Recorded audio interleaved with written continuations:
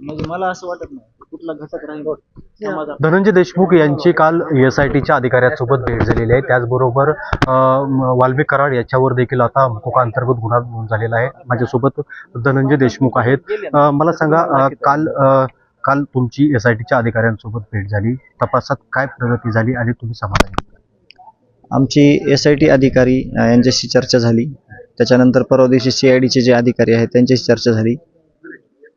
आम्ही त्यांना विचारलं की तपास कसा चालू आहे, कुठल्या दिशेनं चालू आहे. तर त्यांनी सांगितलं आम्हाला की तुम्ही दिशा योग्य आहे तपासाची, तपास चांगल्या पद्धतीनं चालू आहे आणि ह्याच्यामध्ये सगळे जे अधिकारी आहेत ते खूप मेहनत करून सगळा तपास करत आहेत आणि तपास ज्यावेळेस पूर्ण होईल त्यावेळेस ती तर प्रतिक्रिया येणारच आहे सगळ्यांची.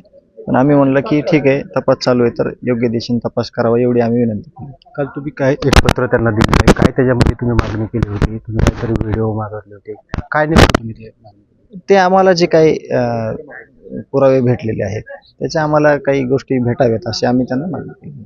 आणि एकंदरीत आपण पाहिलं काल वाल्मिक कराडावर देखील मकोका अंतर्गत गुन्हा नोंद झालेला आहे, कसं बघता? आमची जी न्यायाची भूमिका आहे, आमचं एकच आहे, आमचं गाव असेल, आमचं गाव असेल, देशमुख कुटुंबीय असेल, तर एकच भूमिका आहे न्यायाची. जे आरोपी आहेत त्या आरोपीला शिक्षा झालीच पाहिजे.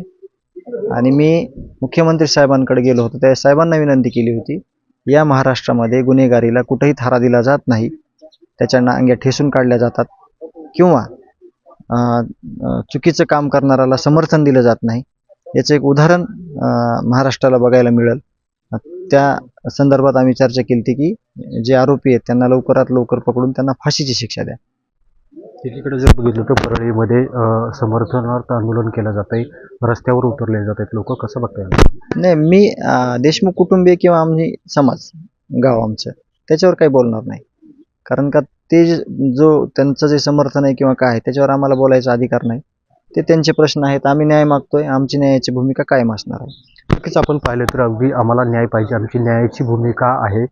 कोणी जरी समर्थनात आंदोलन करत असेल तरी त्याच्याशी आमचं देणं घेणं नसल्याची जी भूमिका आहे ती धनंजय देशमुखांनी बोलून दाखवली आहे.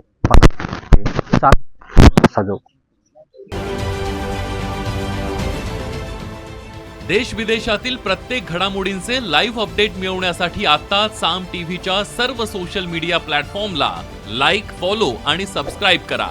तसंच सर्व नोटिफिकेशनसाठी बेल आयकॉन प्रेस करायला विसरू नका.